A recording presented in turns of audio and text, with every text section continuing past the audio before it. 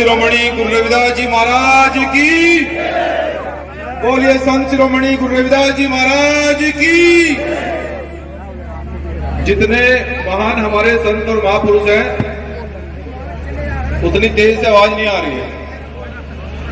ये मार्शल कौम है, इतनी महान कौम है, तो आज ऐसा लगना चाहिए कि सच में संतों महापुरुषों का गुणगान हो रहा है। बोलिए परम संत शिरोमणि गुरु रविदास जी महाराज की। बोलिए सदगुरु समनदास जी महाराज की। बोलिए भिक्षुकदास जी महाराज की।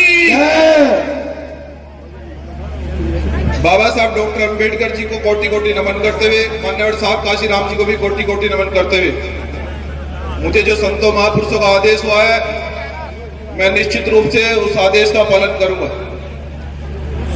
आप लोग सोच रहे होंगे कि मैं अपनी बात रखने के लिए मंच पे आया हूं।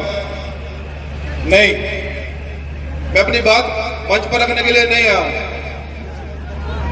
मैं उस स्लोगन पर चर्चा करने के लिए आया हूं जो हमारे रहबर, हमारी कौम के, जिस कौम में हमने जन्म लिया, जिन्हें इस देश के ही अंदर नहीं पूरी दुनिया के अंदर संत शिरोमणि गुरु रविदास जी महाराज जी को शिरोमणि की उपाधि से नवाजा गया।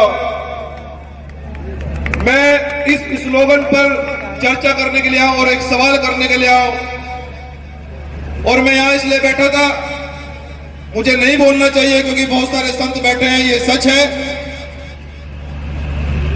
लेकिन मैं माफी चाहता हूं संतों से कि अगर मुझसे कोई भूल चूक हो गई हो मुझे माफ करना।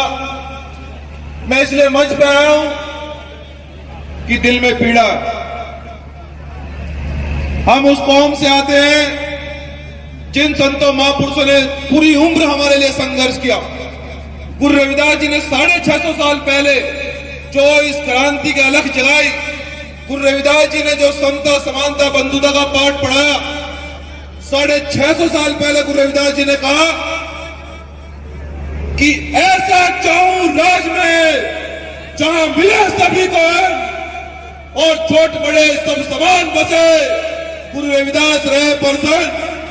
बहुजन समाज के लोगों, ये जो स्लोगन सदगुरु रविदास जी ने दिया है, गुरु रविदास जी ये चाहते थे कि सब समान हो, सबको रोटी मिले, सबको रोजगार मिले।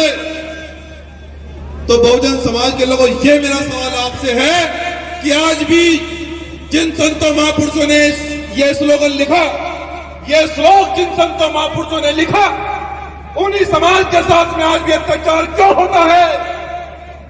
उन्हीं पर गोली क्यों चलती है? आज वही 2 वक्त की रोटी के लिए क्यों तरस रहे हैं? आज मेरा बहुजन समाज ही आर्थिक रूप से क्यों कमजोर है? बस मैं ये सवाल आपसे करने के लिए आया हूं और इसका मैं आपको जवाब भी देकर जाऊंगा। बहुजन समाज के लोगों, सदगुरु रविदास जी को हम समझ नहीं पाए। सदगुरु रविदास जी वो संत हैं जिस दिन आप लोग गुरु रविदास जी को जान जाओगे, क्योंकि आप लोग मेहनत से कमाते हो। मैं जानता हूं कि मैं उस कौम में पैदा हुआ जिसमें 95% मजदूर है। मैं मजदूर का बेटा हूं और जितने भी बहुजन संत महापुरुष हैं वो सब मजदूर के बेटे हुए हैं, लेकिन उन्होंने इतने महान काम किए हैं, इतने बड़े काम किए हैं, सबको समानता का पाठ पढ़ा, सबको रोजगार मिला, लेकिन ये बहुजन समाज पीछे क्यों रह गया? ये सवाल करने के लिए बस मैं आया हूं आपसे। आज भी हमारे लोगों के पास जमीनें क्यों नहीं है? वो गरीब क्यों है? क्योंकि गुरु रविदास जी को हमने नहीं जाना, हमने गुरु रविदास जी की फोटो घर में नहीं लगाई। जो मेहनत और मजदूरी से आप पैसा कमाते हो वो आज भी आप सही तरह से गुरु रविदास जी के मंदिर में नहीं देते हैं। कुछ लोग की तो हमारे समाज में जिनकी नौकरी लगती है वो गुरु रविदास घर में नहीं जाते, वो कहीं और जाते हैं। इसी कारण से समाज आगे नहीं बढ़ रहा है। लेकिन मेरी माताओं बहनों, और मैं अपने संतों के चरणों में नतमस्तक होते हुए, मैं आपका बेटा, आपका भाई, आपसे ये आशीर्वाद मांगने के लिए आया हूं और आपकी आर्थिक गुलामी तोड़ने के लिए मैं आज इस पश्चिम उत्तर प्रदेश की धरती से ये संकल्प लेकर जा रहा हूं कि भीम आर्मी जय भीम ने जो आंदोलन शुरू किया है आरक्षण और जमीन का, जब तक आपको आरक्षण और जमीन, मेरे एक एक परिवार को जमीन वापस नहीं मिल जाएगी, और ये जमीन हमारे बाबा साहब डॉक्टर अंबेडकर का यह संवैधानिक अधिकार है। जब तक मेरे पूरे बहुजन समाज को जमीनें नहीं मिल जाएगी, जब तक ये मजबूत नहीं हो जाएगा, मैं आपसे यह आशीर्वाद लेने के लिए आऊं कि आपका बेटा आखिरी दम तक लड़ेगा। लेकिन बस मैं चाहता हूं कि हाथ खड़ा करके मुझे ये बताएं, क्या आप मुझे यह आशीर्वाद देने के लिए तैयार हैं? क्या इस आंदोलन में आप साथ देंगे? क्या अपने बेटे को आशीर्वाद देकर इस आंदोलन को मजबूत करेंगे? तो मेरा वादा है कि पूरे बहुजन समाज और भीम आर्मी जय भीम के जितने पदाधिकारी कार्यकर्ता मेरे साथ में हैं, मजबूती से लड़ा जाएगा।